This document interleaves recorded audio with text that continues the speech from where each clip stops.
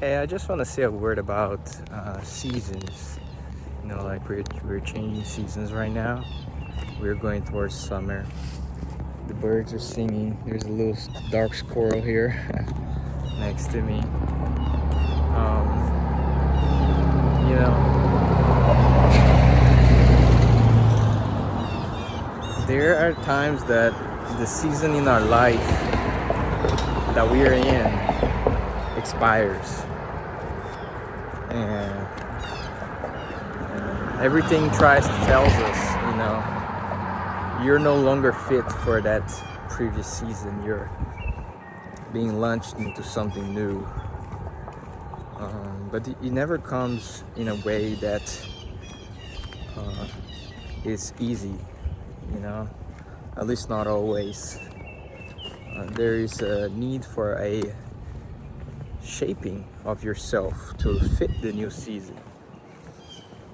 And sometimes that's what's happening to us when we just get so exhausted, we just get so tired, and sometimes you're trying to keep breaking through, pushing through, and we are in the old season, and the season is gone, and God is doing a new thing. But it takes our part to understand the message.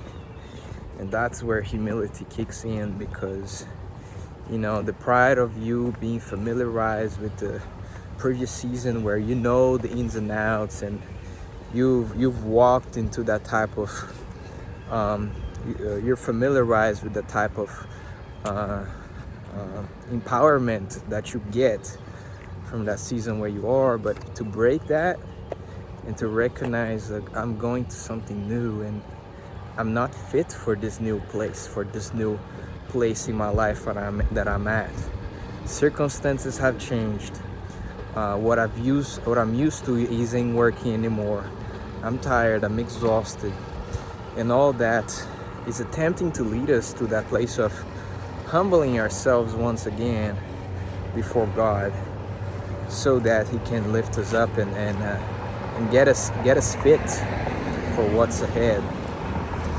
One of the things I've been meditating on recently is the joy of losing.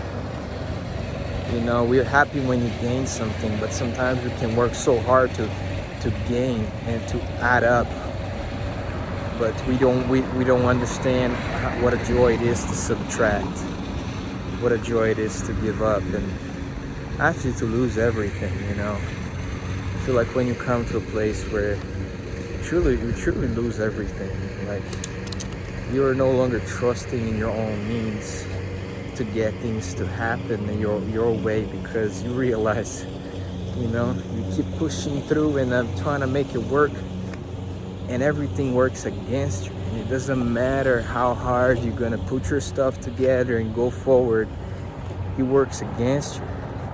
And that is like a clear sign of, hey, in order for you to pass the test, for you to go to the next place, it's not a matter of you working it out and being more effective and working harder. It's a matter of you realizing that you can't do anything on your own strength. No tree can bear fruit on their own, right? No branches can bear fruit if they're not attached to the tree. It's a humbling reality. But if you're able to submit to that and to learn from it, we are then propelled forward. And there's just a beauty in being humbled, and there's just a beauty in to letting go, of being a child again, where there are times in life we forget to enjoy the sun outside.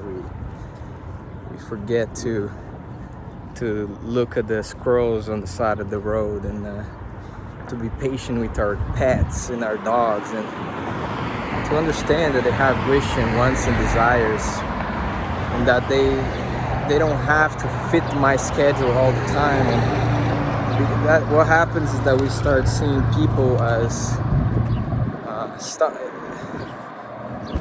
as walls. We start seeing people as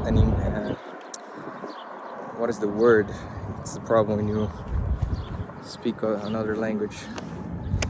They become not only an annoyance, but they become a block. They get on your way, when that's not the truth. We paint that in ourselves because we set goals and we just worry and get anxious. But the Bible, Jesus tells us, do not worry, don't be anxious for anything. It's like, did he really meant what he said? You can go trying to prove how he didn't meant what he meant, but I'm pretty sure he said what he said, and I believe there's a reason for it, because he says, do not trust in your own life. Can you add a single white hair to your head?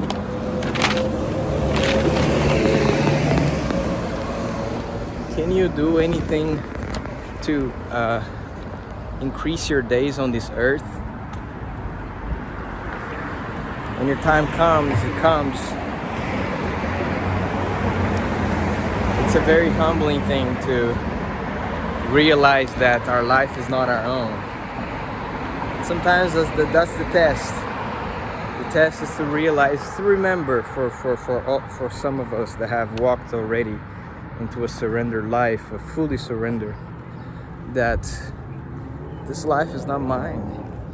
And there's something magical that happens when you come into that agreement. There's something powerful, very, very powerful, that comes into the letting go of, I don't need to make all this work. It doesn't have to go according to my plan.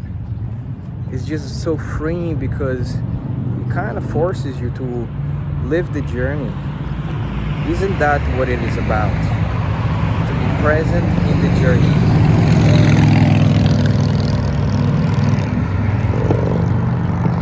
If I make it about the destination, I'm missing out into living the flourishing life, the godly life.